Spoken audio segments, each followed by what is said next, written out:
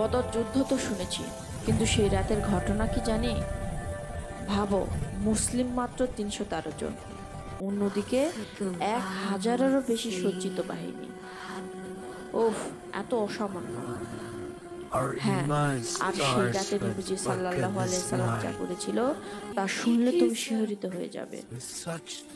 নবীজি সাল্লাল্লাহু আলাইহি সাল্লাম সারা রাত দাঁড়িয়ে দোয়া করছেন, হে আল্লাহ, যদি এই দলটি ধ্বংস হয়ে যায়, এই পৃথিবীতে আর তোমার ইবাদতকারী কেউ থাকবে না। সুবহানাল্লাহ!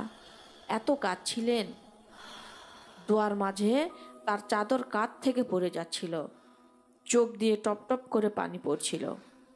শুধু উম্মতের জন্য এত কষ্ট। হঠাৎ ছুটে এসে চাদর তুলে ধরলেন হযরত আবু বকর সিদ্দিক রাদিয়াল্লাহু তাআলা। তার হাত কাঁপছে, চোখে পানি।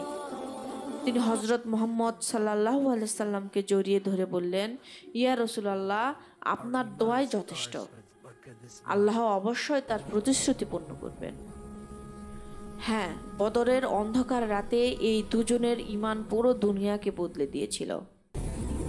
আর মনে রাখো, বিজয় আসে আল্লাহর পক্ষ থেকেই। সত্যি, এই গল্প শুনে গা শিউরে উঠল।